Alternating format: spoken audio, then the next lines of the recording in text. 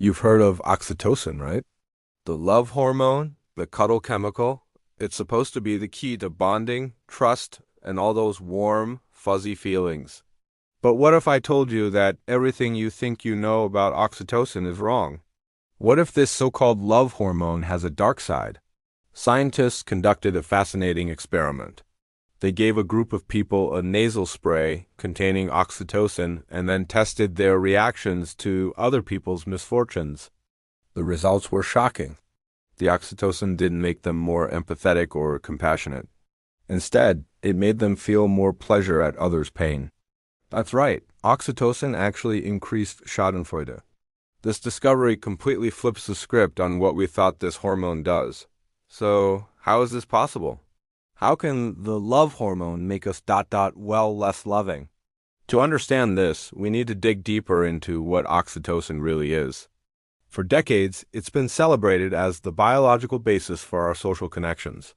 When a mother nurses her baby, her brain is flooded with oxytocin, strengthening that incredible bond. When you hug a loved one or even just pet your dog, oxytocin levels rise, making you feel connected and secure. It reduces stress, lowers blood pressure, and genuinely promotes feelings of trust and well-being. It's the reason it got its cuddly reputation. Based on this, you'd expect that more oxytocin would just make us better, kinder, more pro-social beings all around. But human biology is never that simple. The twist lies in a crucial detail that often gets overlooked. Oxytocin isn't just about love in general. It's about love for your in-group, your tribe, your family, your friends, your team, your nation. Oxytocin acts like a biological spotlight, shining brightly on your own group and strengthening the bonds within it. It makes you more cooperative, more trusting, and more loyal to the people you identify as us. This is the foundation of community and social cohesion. Without it, forming stable social groups would be much, much harder. But here's where the dark side emerges. While oxytocin is busy strengthening the love for your in-group, it's simultaneously doing something else. It's drawing a sharp, bold line between us and them. It enhances our perception of who belongs and, more importantly, who doesn't. And its effects on how we treat outsiders are the complete opposite of how we treat our own. Instead of fostering trust, it can breed suspicion. Instead of promoting cooperation, it can fuel competition and defensiveness. This is the hormone's double-edged sword. It's the biological mechanism behind our deeply ingrained tribal instincts. Let's go back to that shocking study. Researchers found that oxytocin didn't just increase Schadenfreude in general. It specifically increased pleasure when the person suffering was an outsider, a rival, or someone the participant was envious of. For example, in the study, male participants who were given oxytocin showed a spike in envy when they read about a successful, attractive male student. Later, when they read that this same student had failed an exam or faced a setback, the oxytocin group reported feeling significantly more pleasure, more Schadenfreude than the placebo group. The love hormone was actively amplifying their satisfaction at their rival's downfall. This isn't just about feeling a little smug. It has profound implications for understanding human behavior, from playground rivalries to international conflicts. Think about sports fans. When your team scores, there's a collective euphoria, a sense of unity powered by oxytocin.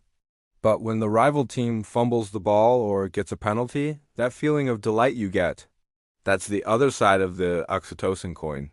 It's not just that you're happy your team is winning. You're also taking a little bit of pleasure in their failure. The hormone is binding you to your fellow fans while simultaneously sharpening your animosity toward the opposition.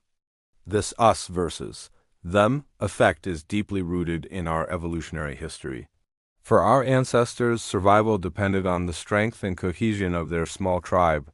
Being fiercely loyal to your own group while being wary and competitive with others was a life-or-death strategy. Oxytocin was the perfect tool for the job. It ensured we'd stick together, protect our own, and fight off threats from outsiders. In that context, feeling good about a rival tribe's misfortune wasn't just petty. It was a survival advantage. It meant more resources, less competition, and a better chance for your group to thrive. The problem is, we're now living in a massive, interconnected global society, but we're still running on that same ancient biological hardware. So, oxytocin isn't really the love hormone at all. A more accurate name might be the in-group attachment hormone, or even the tribalism hormone. It doesn't just create love, it directs it. It tells your brain who to care about and, by extension, who not to. It promotes what scientists call in-group parochialism, a focus on the well-being of your own group, sometimes at the expense of others. This helps explain a lot of puzzling human behaviors. It explains why people can be incredibly kind and generous to their own community, but indifferent or even hostile to strangers. It sheds light on the roots of prejudice, nationalism, and intergroup conflict. The very same chemical that helps a mother bond with her child can also contribute to a soldier's willingness to defend their country against a perceived enemy. It's all about context and who the brain identifies as us versus them. Now, this doesn't mean oxytocin makes us inherently bad people. It's not a hate hormone either. It's a complex chemical modulator that fine-tunes our social responses based on context. What this research really tells us is that our social emotions are far more nuanced than we thought. Love and hate, empathy and Schadenfreude, they might not be polar opposites. Instead, they could be two sides of the same coin, regulated by the same biological systems. Oxytocin simply turns up the volume on our social instincts, for better and for worse. What can we do with this knowledge? For one, it's a powerful reminder that our instincts can be misleading. That surge of righteous anger you feel towards an opposing political group, or that secret glee you feel when a rival company messes up. Part of that might just be your ancient biology talking, your oxytocin drawing lines in the sand. Recognizing this can be the first step towards overcoming it. By consciously expanding our definition of us, we can potentially hack our own biology. When we start to see people from other groups not as them, but as part of a larger us. As fellow humans, we might be able to harness oxytocin's bonding power for good on a much larger scale.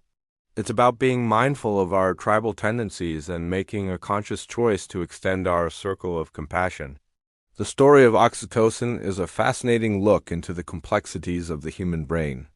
It's not the simple, feel-good chemical we once thought. It's a powerful, ancient driver of social behavior that both unites and divides us. It builds families and communities, but it can also build walls and fuel conflict.